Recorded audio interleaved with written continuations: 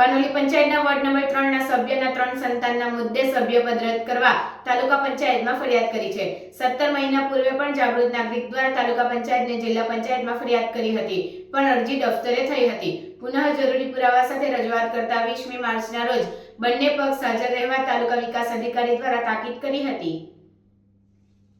અંકલેશ્વર તાલુકાના પાનોલી ગામના ward number 3ના સભ્ય અજય હીરાભાઈ વસાવા સામે તેમના 3 જ ગામના જગદીશ રતિલાલ વસાવા દ્વારા 3 સંતાનના મુદ્દે સભ્યપદ રદ કરવા માટે 17 મહિના પૂર્વે તાલુકા પંચાયત અને જિલ્લા પંચાયતમાં રજૂઆત કરી હતી, જેમાં અજય વસાવાએ પોતાનું 3જું સંતાન તેની ભાભીનું અને દત્તક લીધું હોવાનું જણાવ્યું હતું। જોકે જગદીશભાઈ વસાવાએ એ સામે પુરાવા રજૂ કરી તેની ભાભીને હાંસોદ પીએચસી સેન્ટરમાં કુટુંબ નિયોજનનું ઓપરેશન કરાવ્યું હતું અને બાળકનો જન્મ અને 4 મહિના પછી થયો હતો, જેમાં જન્મનો દાખલો સાથે કુટુંબ નિયોજનના ઓપરેશનનું આરટીઈ મુજબની મેળવેલ માહિતી આધારિત દાખલો રજૂ કર્યો હતો। જો કે અન્ય પુરાવા આધારે જે તે વખતે જિલ્લા પંચાયત અને તાલુકા પંચાયત કક્ષાએ બંને પક્ષના જવાબ આધારિત જે તે સ્થળ તપાસ કરી અરજી દફતરે કરી હતી, જે અંગે પુનઃ જગદીશભાઈ વસાવા દ્વારા જરૂરી પુરાવા સાથે પુનઃ જિલ્લા પંચાયત અને તાલુકા પંચાયતમાં ચૂંટણી પંચના 3 સંતાનના નિયમ અનુસાર સભ્યપદ રદ કરવાની માંગ સાથે અપીલ સ્વરૂપે પુનઃ ફરિયાદ કરી હતી અને સંયોગિક પુરાવા સાથે રજૂ કરવામાં આવેલ ફરિયાદને આધારે અંકલેશ્વર તાલુકા વિકાસ અધિકારી દ્વારા આ મુદ્દે પુનઃ બંને પક્ષ આગામી 20મી માર્ચના રોજ સાંજે 5 કલાકે કચેરી ખાતે હાજર રહેવા તાકીદ કરી હતી।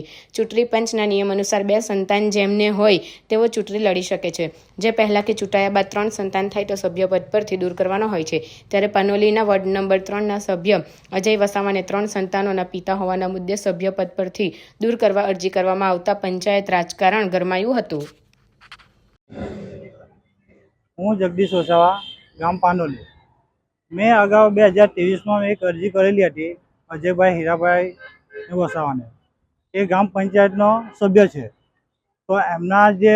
જે ઓલરેડી એમને જે 3જું બાળક થઈ ગયું, તો એમના પુરાવા મૂકવા છતાં બી ડીડીઓ સાહેબ, કલેક્ટરશ્રી, મામલતદારશ્રી ને ઓલરેડી અમે બધા પુરાવા આપ્યા, છતાં બી 17 મહિના જેવા થયા એમને, તો પણ હજુ લગી કંઈ નિકાલ આવ્યો નથી। તો અમારે એવું કહેવું છે કે આટલા મહિના 17 મહિના થઈ ગયા છતાં પણ એમનો નિકાલ નથી આવ્યો, તો 2020 તારીખના જે હમણાં સુનાવણી છે, અમને આશા છે કે નવા ટીડીઓ સાહેબ આનો નિકાલ કરશે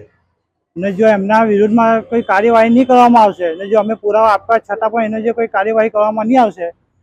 તો જે લાગતા વળગતા અધિકારીઓની વિરુદ્ધમાં અમે પોલીસ કાર્યવાહી કે પછી કાયદા રીતે કોર્ટ મારફત અમે કાર્યવાહી કરીશું।